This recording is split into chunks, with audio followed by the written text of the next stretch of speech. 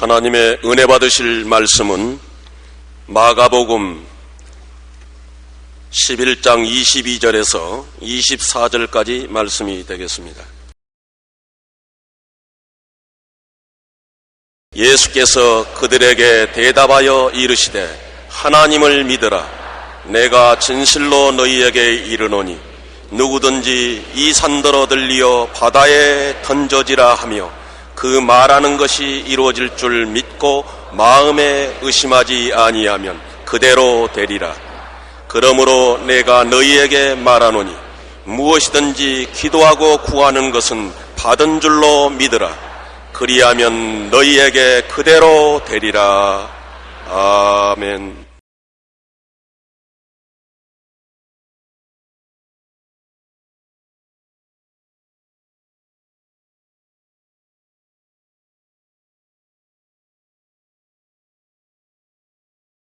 알고 믿고 확신한 데 거하라는 제목으로 말씀을 나누고자 합니다.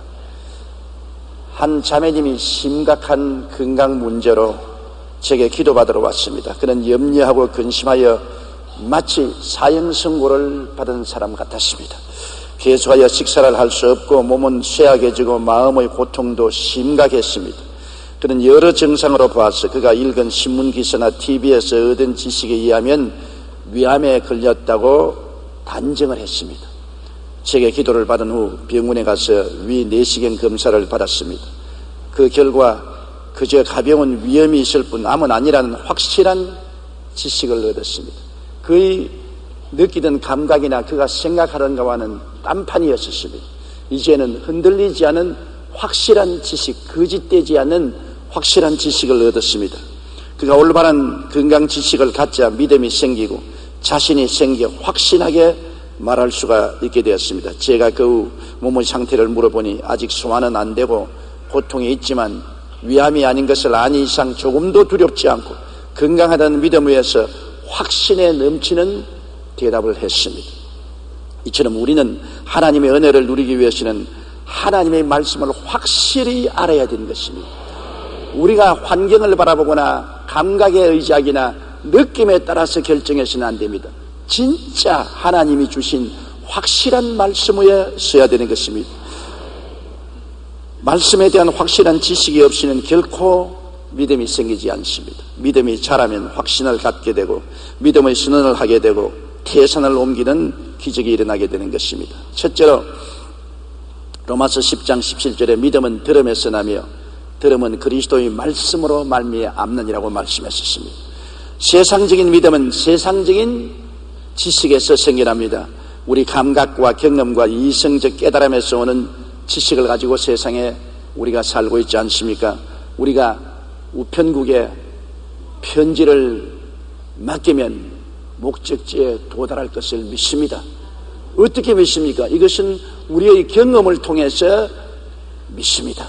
내가 미국에 편지를 붙이든지 영국에 편지를 붙이든지 그 편지는 반전히 도달한다고 믿고 있는 것입니다. 이것은 우리의 경험적인 지식에 의한 것입니다. 또한 많은 돈을 은행에 맡깁니다. 은행이 돈을 빼먹을지 어떻게 합니까? 그럼에도 불구하고 사회적인 경험상, 통념상 은행은 믿을 수 있다고 우리가 믿기 때문에 은행에 돈을 맡깁니다. 비행기 타는 것도 보십시오. 망망한 태평양, 대서양을 인력 편지와 같은 비행기에 몸을 싣고 수십 시간을 날아갑니다. 정말 아찔한 일입니다. 그러나 비행기가 무사히 목적지에 도달할 것이라고 믿기 때문에 몸을 맡기는 것입니다. 이 세상의 믿음이란 인간적인 경험이나 상식이나 이성에 입각해서 우리가 믿는 것입니다. 그러나 하나님의 믿음은 그런 경험으로 믿을 수는 없습니다. 하나님의 믿음은 하나님의 말씀이 있어야 믿을 수가 있는 것입니다. 하나님의 말씀의 지식에 써야 되는 것입니다. 우리가 하나님의 말씀을 모르면 하나님을 믿을 수 없습니다. 호세아 선지자는 말하기를 내 백성이 지식이 없어 망한다고 말하는 것입니다. 하나님에 대한 지식이 없으니까 하나님을 믿는 믿음이 없으므로 하나님의 은혜를 받을 수 없기 때문에 망하고 마는 것입니다. 하나님은 시간과 공간, 물질의 세계에서 초월하여 계시므로 우리의 감각으로 느껴볼 수 있거나 하나님을 경험해 보거나 이성적인 연구로서 하나님을 알 수는 없습니다. 하나님은 그러한 대상을 훨씬 초월했습니다. 하나님은 하나님 편으로부터 말씀을 우리에게 주셔서 말씀을 듣고 그를 통해서 하나님을 깨달아 알고 믿고 의지하는 것이지, 우리는 하나님을 감각으로 느끼거나 이성으로 연구해서 깨달을 수 있는 대상이 되지 못합니다. 원자력 분야의 세계적인 스각인 정근모 박사가 쓴 나는 위대한 과학자보다 신실한 크리스찬이 되고 싶다는 책에 보면 이런 내용이 기록되어 있습니다. 사람들은 과학자인 정근모 박사에게 종종 신이 존재하는가, 과학자인 당신이 신의 존재를 증명할 수 있는가 하는 질문을 합니다. 이런 물음에 대해 정근모 박사는 어리석은 질문이라고 부르면서 말하기를, 신을 과학적으로 증명할 수 있다면 그것은 벌써 신이 아니다. 인간이 모든 것을 정복한다 할지라도 하나님의 영역은 침범할 수 없다. 어찌 과학으로 하나님을 증명할 수 있단 말인가? 나는 내 삶을 통해 끊임없이 사랑을 베풀어 주셨던 하나님, 때로는 세미한 음성으로 위로해 주셨고 때로는 나아갈 길을 인도해 주셨던 하나님을 믿는다. 지나온 삶을 반추해보면 더욱 그것을 깨닫게 된다고 말했습니다. 맞습니다. 하나님은 시간, 공간, 물질의 세계에 초월하여 계시므로 인간의 감각이나 경험이나 이성적 연구 대상이 되지 못합니다. 하나님의 지식은 하나님의 계시를 통해서만이 얻을 수가 있는 것입니다. 하나님이 우리에게 직접 계시해 주시기 때문에 우리가 하나님에 대한 지식을 얻을 수 있는 것입니다. 바로 성경은 하나님의 계시를 집대성한 것이 성경인 것입니다. 디모데후서 3장 16절에 모든 성경은 하나님의 감동으로 된 것이라고 말했으며, 히브리서 1장 1절로 2절에 옛적의 선지자들을 통하여 여러 부분과 여러 모양으로 우리 조상들에게 말씀하신 하나님이 이 모든 날 마지막에는 아들을 통하여 우리에게 말씀하셨다고 말하고 있는 것입니다. 세계적인 전도자였던 D.L. 무디 목사는 자신의 믿음에 대하여 이렇게 말했습니다. 나는 믿음을 달라고 기도했다. 그리고 믿음이 어느 날 하늘로부터 번개같이 뚝 떨어질 것을 기대했지만 믿음은 오는 것 같지 않았다. 그러나 어느 날 나는 로마서 10장 17절을 읽었다. 믿음은 들음에서 나며 들음은 그리스도의 말씀으로 말미암아 나니라. 그제야 나는 지금까지 내가 성경을 덮어놓고 믿음을 위해 기도했던 어리석음을 깨달았다. 이제 나는 성경을 공부하는 동안 믿음이 쑥쑥 자라나는 것을 깨달았다고 말한 것입니다. 유명한 학자인 사무엘 존슨은 자신의 임종시 머리맡에 있는 젊은이에게 이렇게 말했습니다. 젊은이여, 생전에 다수나마 세상에 알려진 사람의 마지막 말을 귀담아 들어두게. 그것은 바로 규칙적으로 성경을 읽고 살라는 것일세. 하나님의 지식은 하나님의 계시인 말씀을 통해서만 얻을 수 있습니다. 성경은 하나님의 계시를 집대성한 것이기 때문인 것입니다.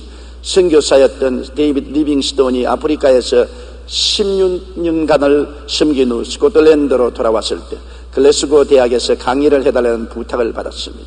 학생들은 사자의 공격으로 한쪽 팔을 못 쓰고 수십 번의 열대병으로 초조해진 리빙스톤의 선교 이야기를 매우 감동적으로 들었습니다. 그때 리빙스톤은 청중에게 물었습니다. 나그네의 삶이 가져다 주는 외로움과 고통과 어려움 속에서 나를 붙들어준 힘이 무엇인지 아십니까? 순간 강당에는 정막만 흘렀을 뿐 아무도 대답하지 않았습니다. 그러자 리빙스톤은 말했습니다. 그것은 약속이었습니다. 가정 고결한 영광을 지닌 귀하신 분이 말씀하신 세상 끝날까지 너희와 항상 함께 있으라는 바로 그 약속이었습니다. 실제로 그는 기도하다가 세상을 떠났는데 당시 그 옆에는 손에 때 묻은 성경책이 놓여 있었고, 마태복음 28장 20절 내가 너희에게 분부한 모든 것을 가르쳐 지키게 하라. 볼지어다 내가 세상 끝날까지 너희와 항상 함께 있으라는 말씀 옆의 여박에는 존귀한 분의 말씀이라는 메모가 적혀 있었습니다.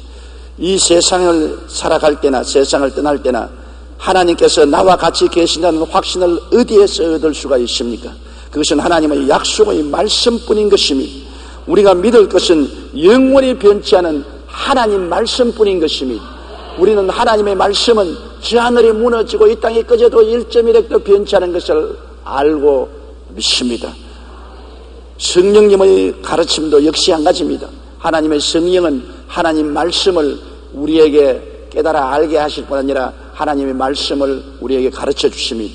하나님에 대한 지식은 성령님의 가르치심을 통하여 우리의 마음속에 소유되는 것입니다. 요한복음 14장 26절에 보혜사 곧 아버지께서 내 이름으로 보내실 성령 그가 너희에게 모든 것을 가르치시겠다고 하셨습니다. 요한복음 16장 13절에 진리의 성령이 오시면 그가 너희를 모든 진리 가운데로 인도하시려고 말씀한 것입니다. 그러므로 믿음은 들음에서 나며 들음은 그리스도의 말씀으로 말미암기 때문에 우리가 창세기 계시록까지 말씀을 떠나서 하나님을 깨달을 수 없으며 말씀을 가르쳐 주시는 성령의 계시가 아니고는 우리 마음속에 깨달음을 얻을 수가 없습니다. 말씀을 깨닫지 못하면 믿을 수가 없습니다. 하나님에 대한 것은 우리의 육신의 감각이나 환경이나 느낌으로서 하나님을 알 수는 없는 것입니다. 하나님에 대한 확실한 지식은 오직 말씀을 통해서만이 깨달을 수 있고 말씀을 받을 때 우리는 믿을 수가 있는 것입니다. 그러면 둘째로 우리가 인생을 살아가는데 언제나 우리의 환경 가운데 두 가지 믿음의 충돌을 느낍니다. 육신적인 믿음과 신령한 믿음인 것입니다. 우리의 환경과 감각과 이성을 통해서 자연적인 인간이 가지고 있는 믿음, 그 육신적인 믿음과 하나님의 말씀을 통해서는 계시적인 믿음이 충돌할 때 어느 편을 믿어야 될 것이냐는 것입니다. 이것이 우리가 매일 부딪히는 문제요 선택해야 될 난제인 것입니다. 성경에 보면 마르다와 마리아의 체험이 있습니다. 마르다와 마리아는 오라버니를 모시고 살았는데 오라버니가 병들어 죽자 무덤에 장사한 지 나흘이 되었습니다. 그러자 나흘 만에 예수님께서 베다니에 찾아오셨습니다. 자, 세상적인 지식과 하나님의 말씀의 지식 중 어느 것을 믿을 것이냐는 선택의 기로에 서게 된 이유가 바로 여기에 있는 것입니다. 예수님이 찾아오셨을 때 세상적인 지식을 통해서 보게 될 때는 예수님이 너무 늦게 오셨습니다. 마리아와 마르다가 주님 나흘 전에 계셨으면 우리 오라버니가 죽지 않아야겠나이다 탄식했습니다. 그러나 예수님께서는 그들의 생각과 달랐습니다. 너 오라버니가 살리라고 말한 것입니다. 세상적인 지식을 통해서 보면 나사로는 죽었으니 살아나지 못합니다. 인간의 경험이나 이성적인 깨달음을 통해서 보게 되면 나사로는 죽었고 무덤에 들어간 지 나흘이 되어 썩은 냄새가 나는데 어떻게 살아납니까? 인간적인 경험을 통해서 그렇게 살아난 사람이 없습니다. 이성적으로 생각해도 죽어서 썩어가는 시체가 살아나지 못합니다. 요한복음 11장 21절에 마르다가 예수께 여짜오되 주께서 여기 계셨다면 내 오라버니가 죽지 아니하겠나이다. 나흘 전에 안 죽었을 때는 예수님이 오셔서 살릴 수 있겠지만은 죽어서 무덤에 들어간 지 나흘이 되어 썩은 냄새가 나는 이 시점에서는 결코 예수님이 죽은 나사로를 살릴 수 없다고 그들은 생각했습니다. 그것은 환경이요 감각이요 느낌이요 이성의 가르침을 따라 믿는 믿음입니다. 세상 사람들은 못 살아난다고 확실히 그렇게 믿고 있는 것입니다. 그러나 하나님의 말씀은 뭐라고 말합니까? 예수께서 이르시되 내 오라버니가 다시 살리라. 큰일 났습니다. 인간적인 믿음을 통해서 볼 때는 절대로 못 살아나는데 하나님의 아들의 계시적인 말씀은 오라버니가 살아난다고 말합니다. 세상적인 믿음과 하나님의 믿음의 충돌이 이루어진 것입니다. 여기에 마르다와 마리아는 당황할 수밖에 없습니다. 세상적인 환경이나 감각이나 이성이 갖다주는 믿음을 따를 것이냐, 하나님이 주시는 그리스도의 입술을 통해서 나온 계시적인 믿음을 따를 것이냐, 두 여인은 말할 수 없는 번민에 취한 것입니다. 세상이냐 하나님이냐, 감각적인 믿음이냐 계시적인 믿음이냐, 이 기로에 선 것입니다. 요한복음 11장 39절에 보면 예수께서 이르시되 돌을 옮겨 놓아라 하시니 그 죽은 자의 누이 마르다가 이르되 주여 죽은 지가 나흘이 되었음에 벌써 냄새가 나나이다. 여기에서 마르다의 대답이나 예수님의 명령은 충돌했습니다. 돌을 옮겨 놓아라. 마르다는 아니요, 죽은 지 나흘이 되어 무덤에 들어가서 썩은 냄새가 나는데 옮겨 놓을 수가 없습니다. 마르다는 세상의 환경이나 경험이나 이성적인 지식에 입각한 믿음으로 말했고, 예수님은 창조적인 하나님 아들의 믿음으로 말씀한 것입니다. 어느 것을 택해야 됩니까? 마르다와 마리아는 샌드위치가 되었습니다. 많은 유대인들이 같이 와 있습니다. 마리아와 마르다야, 그런 열광적인 비경험적이고 비이성적이고 비과학적인 행동을 너희가 하지 말라. 썩은 냄새가 나는 오라버니의 무덤의 돌을 옮기면 너희는 미치광이가 된다. 세상 사람들은 그렇게 믿었습니다. 그런데 예수님은 단호하게 마리아와 마르다에게 돌을 옮겨 놓으라고 말합니다. 예수님의 말씀을 따를 것이냐, 세상 사람들의 말을 따를 것이냐, 세상이 주는 믿음을 따를 것이냐, 주님의 말씀이 주시는 믿음을 따를 것이냐, 정말 가운데 끼어서 선택을 하기가 곤란합니다. 그럴 때 마르다와 마리아는 결단이 필요한 것입니다. 여기에 늘 머뭇머뭇하고 이것도 저것도 못하고 머뭇거리면 아무것도 안 되는 것입니다. 세상을 택하려면 세상을 따라가고 예수님을 택하려면 예수님을 따라가야 되는 것입니다. 많은 사람들이 세상 사람이 생각지 않은 기발한 예수 그리스도의 말씀을 따르므로 욕도 얻어먹고 미쳤다는 말도 듣고 이단이라는 말도 들어도 단호한 결단을 따르고 예수님을 따라가면 하나님의 역사가 일어나게 되는 것입니다. 마음의 결단은 참으로 힘이 들지만은 결단을 내려야 됩니다. 요한복음 11장 40절에 예수님께서 머뭇머뭇하는 마리아와 마르다를 보고 말씀하기를 내가 믿으면 하나님의 영광을 보리라 하지 않았느냐. 결단 내려라. 내 말을 믿으면 하나님의 영광을 볼 것이다. 그러나 결단을 내리지 아니하고 환경이나 감각이나 인간적인 이성을 의지하고 죽은 자가 어떻게 살아나냐. 그러고 불신앙하면 오라버니는 살아날 수 없는 것입니다. 나는 빌리 그라함 박사의 자서전에서 이런 글을 읽었습니다. 빌리 그라함 박사가 대학을 다닐 때 신신학적인 대학에 다녔습니다. 교수님이 와서 강의를 하는데 그 강의 중에 성경은 문학작품이요 사람이 지은 책이요 하나님 말씀이 아니라고 자꾸 깔아내려므로 빌리 그라함 박사의 믿음이 흔들리기 시작한 것입니다. 성경이 하나님 말씀이 아니면 무엇을 믿을 수 있단 말이냐. 그러면 내가 무엇을 사람들에게 하나님 말씀이라고 전할 수 있겠느냐. 굉장히 고민하게 된 것입니다. 그래서 하루는 그는 달빛이 환한 학교 뒷동산에 올라가서 성경을 가슴에 안고 주님께 부르짖어 기도했습니다. 주님, 나는 어떻게 할까요?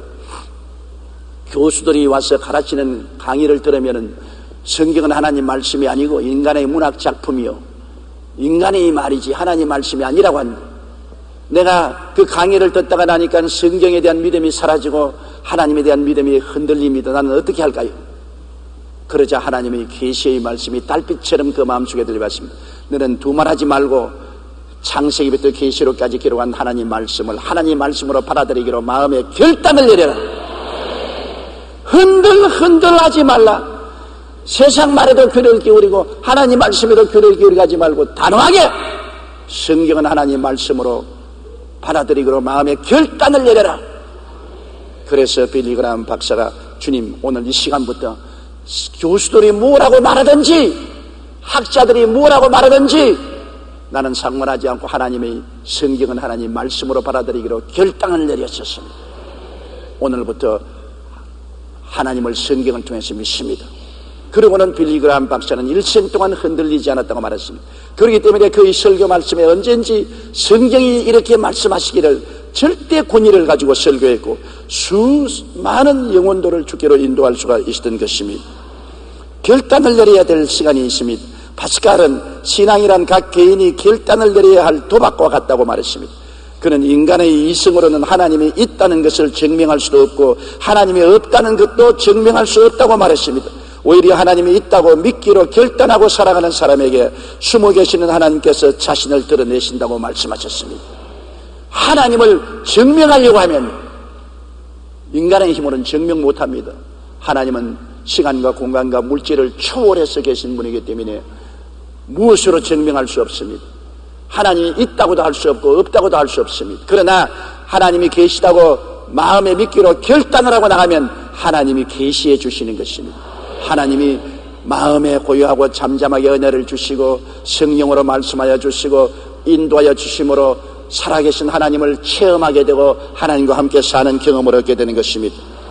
확신을 얻기 위해서는 결단이 필요합니다. 예수님도 내가 믿으면 하나님의 영광을 보리라고 말했었습니다. 우리가 믿어야 하나님의 영광이 나타나지 믿음의 결단을 내리지 아니하면 하나님의 영광은 나타내지 않는 것입니다. 눈에는 아무 증거 안 보이고 귀에는 아무 소리 안 들리고 손에는 잡히는 것 없어도 나는 믿는다.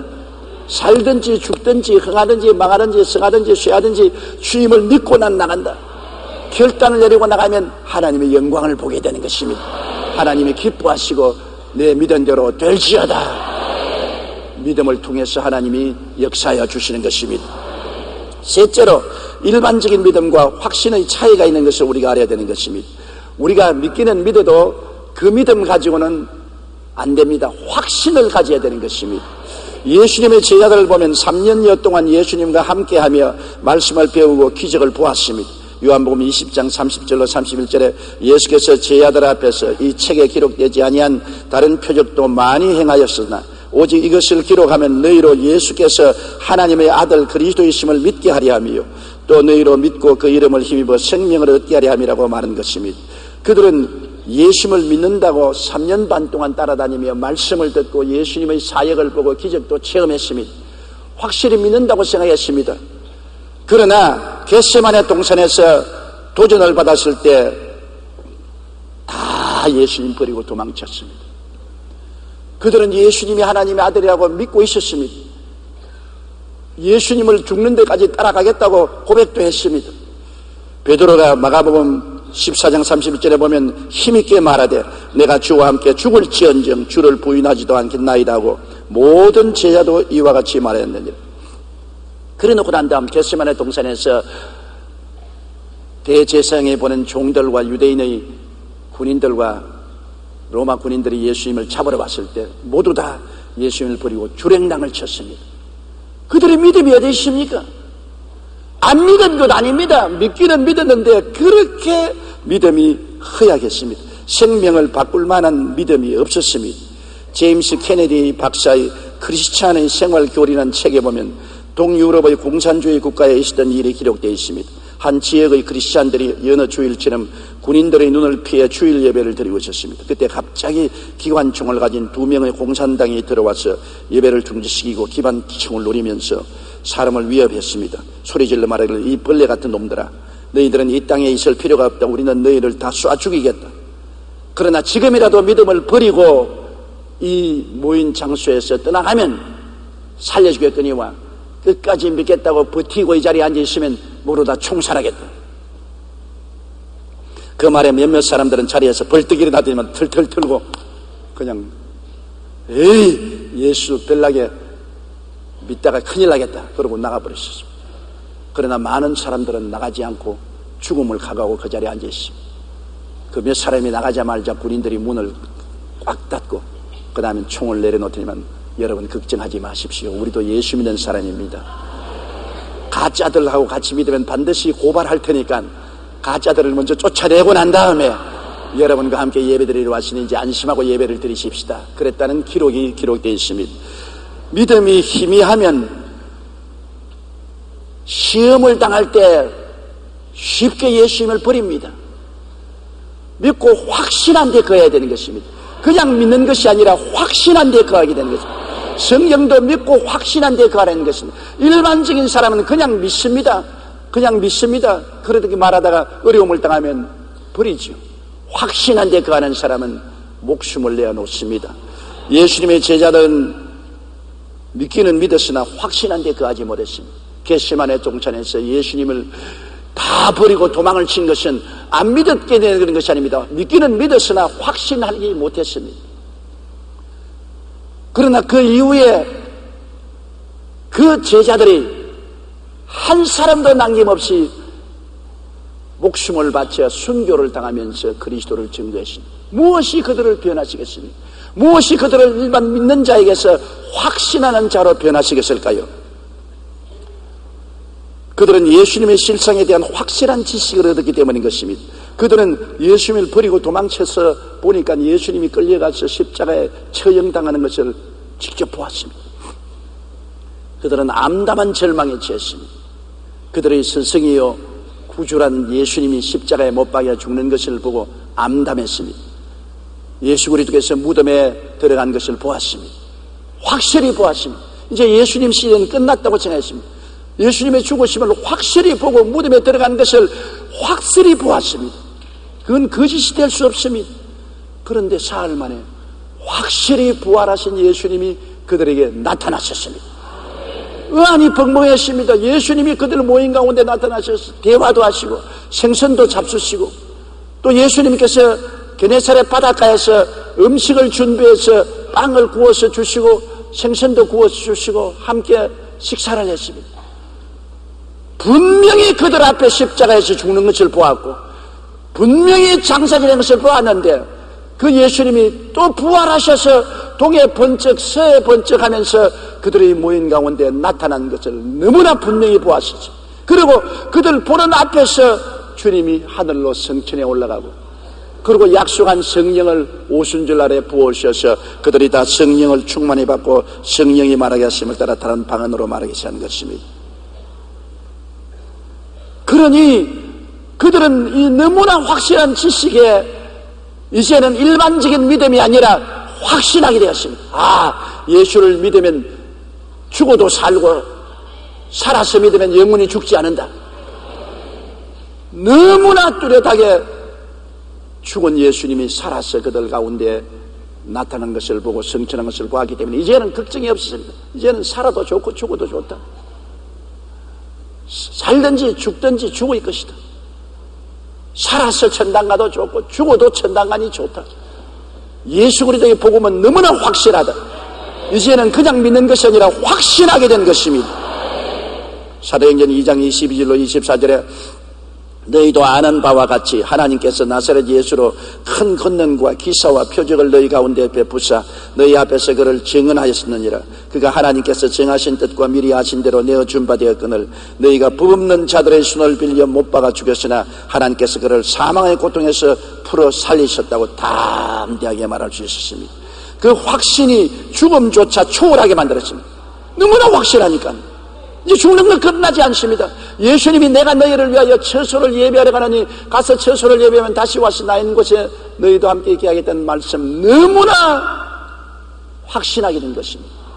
아, 육신의 장막지 무너지면 무슨 걱정할 거 있노? 내가 주님 예비한 영원한 천국에 들어갈 것인데 죽이면 죽여봐라. 나는 그리스도를 증거하겠다. 이러한 담대함을 가지게 된 것입니다. 사도행전 4장 18절로 20절에 그들을 불러 경고하여 도무지 예수의 이름으로 말하지도 말고 가르치지도 말라 하니 베드로와 요한이 대답하여 이르되 하나님 앞에서 너희 말을 듣는 것이 하나님 말씀 듣는 것보다 옳은가 판단하라.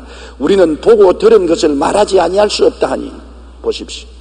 보고 들은 것이 너무나 확실합니다. 진짜로 죽고 진짜로 장사지는 거 보았습니다. 부활해서 나타나셔서 함께 식사를 하고 함께 말씀을 나눈 것을 체험했습니다.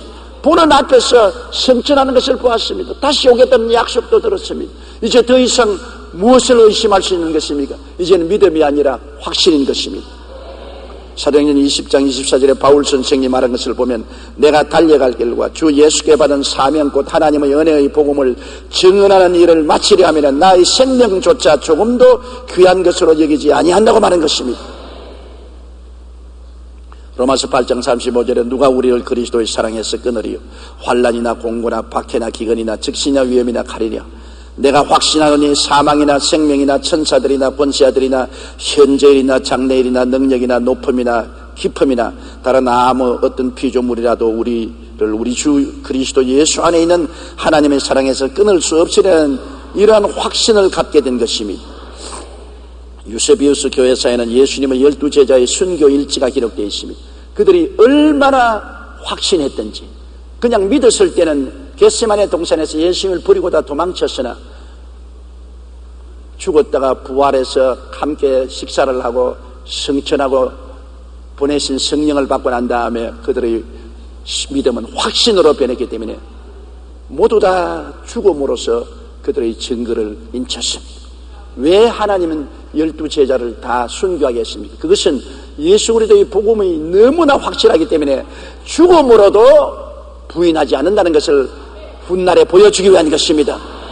목숨을 바쳐서라도 우리가 보고 들은 것이 확실하다는 것을 증명하기 위해서 제자들 모두 다 순교당하도록 주님이 허락하신 것입니다. 베드로는 로마에서 가서 전도하다가 십자가에 거꾸로 못 박여 죽었습니다.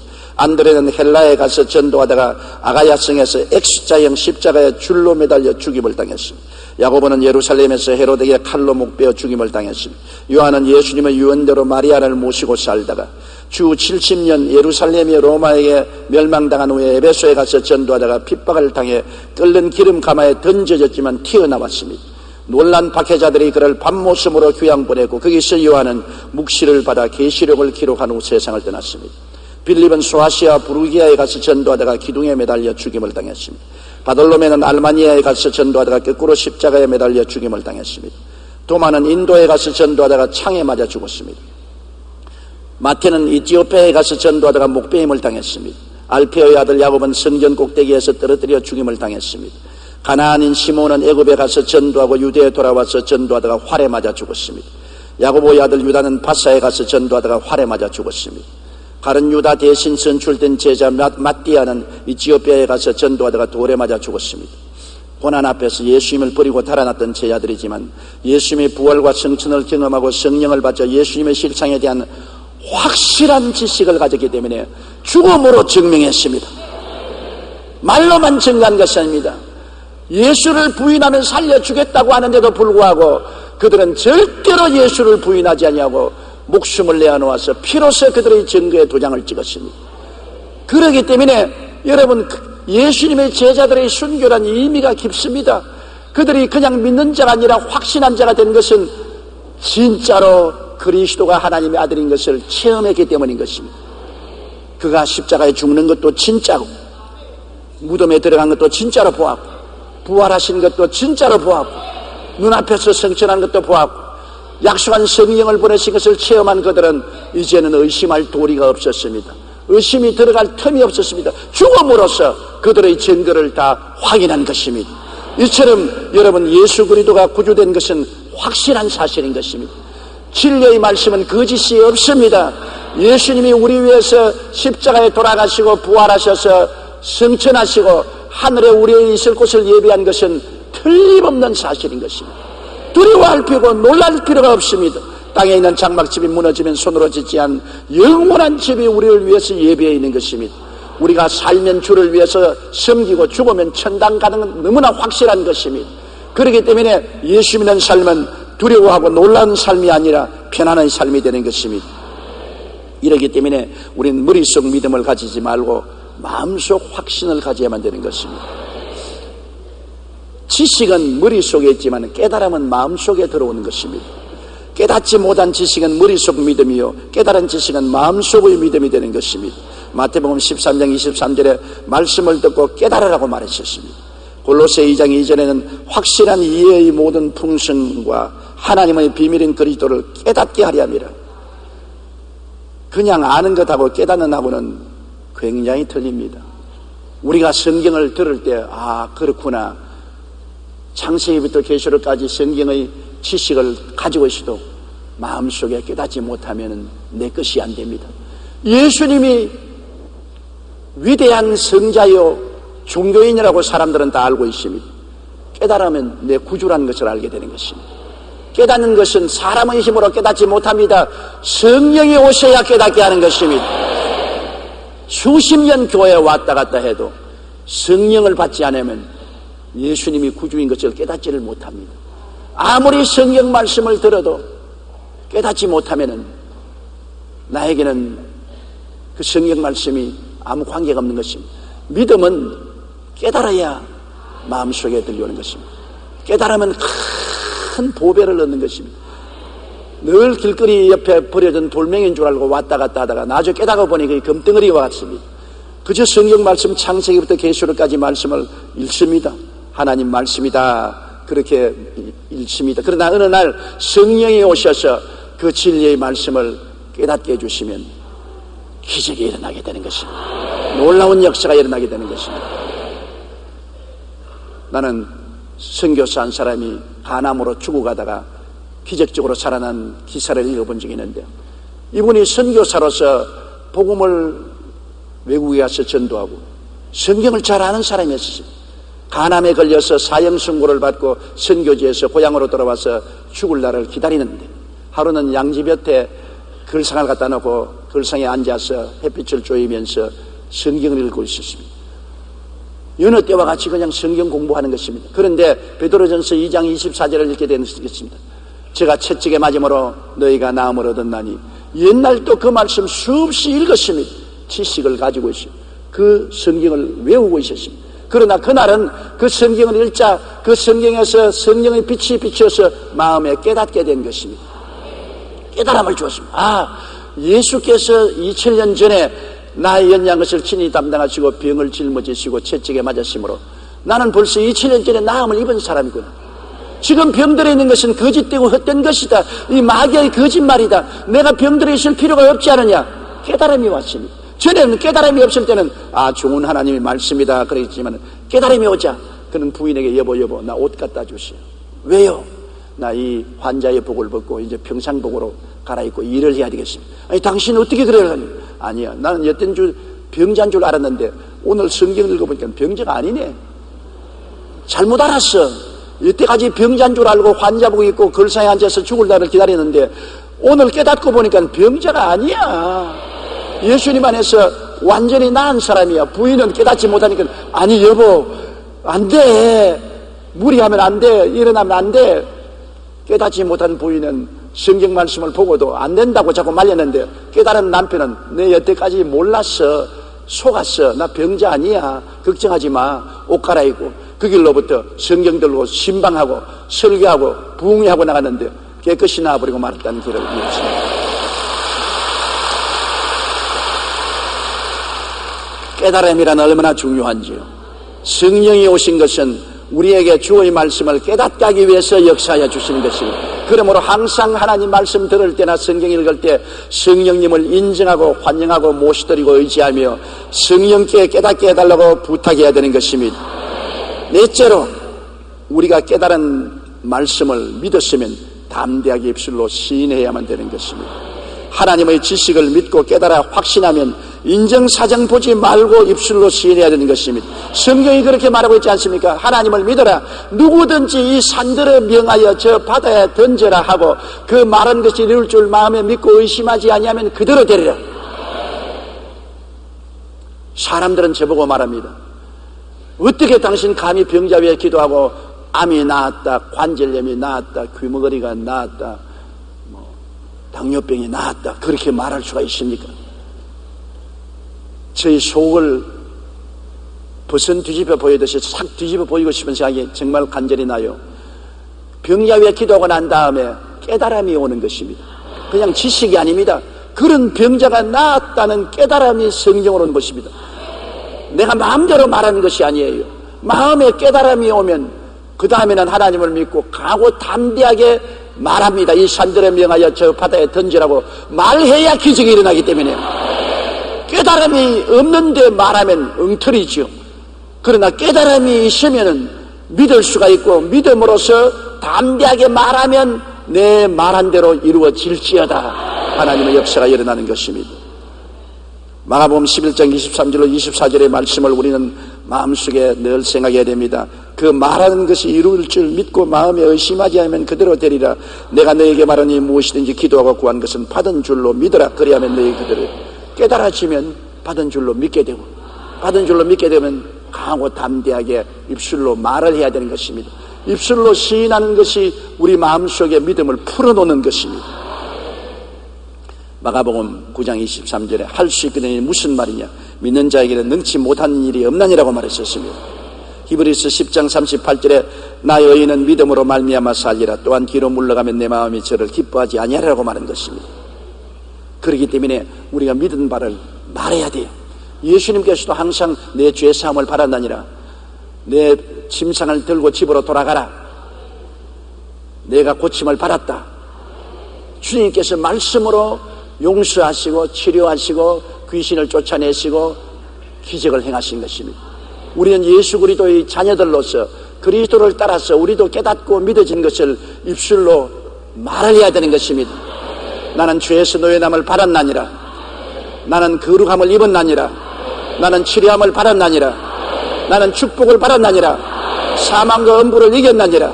나는 내 영혼이 잘됨같이 범사에 잘되며 강건하고 생명을 얻되 풍성히 얻은 사람이 되었나니라. 나는 태감을 바른 사람이다. 나는 왕같은 제사장이다.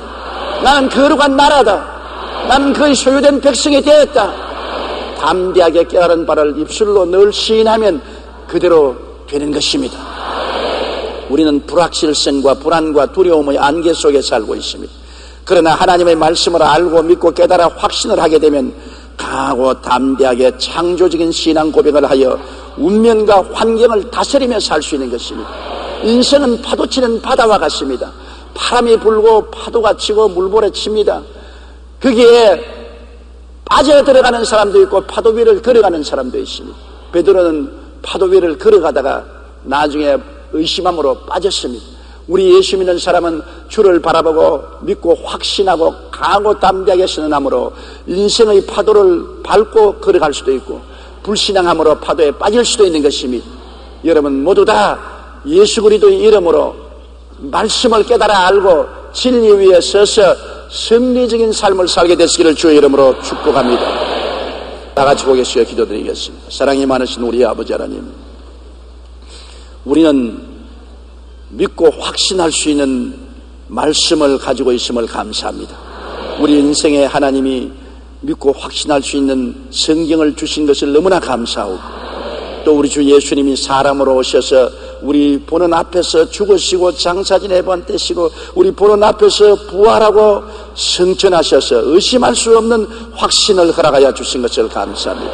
그러므로 인생을 불안과 공포 속에 살지 말고 믿고 확신한 데 살고 강하고 담대한 믿음의 선언으로 기적을 동반하는 삶을 살게 하여 주시옵소서. 예수님 이름으로 기도드리옵나이다. 아멘.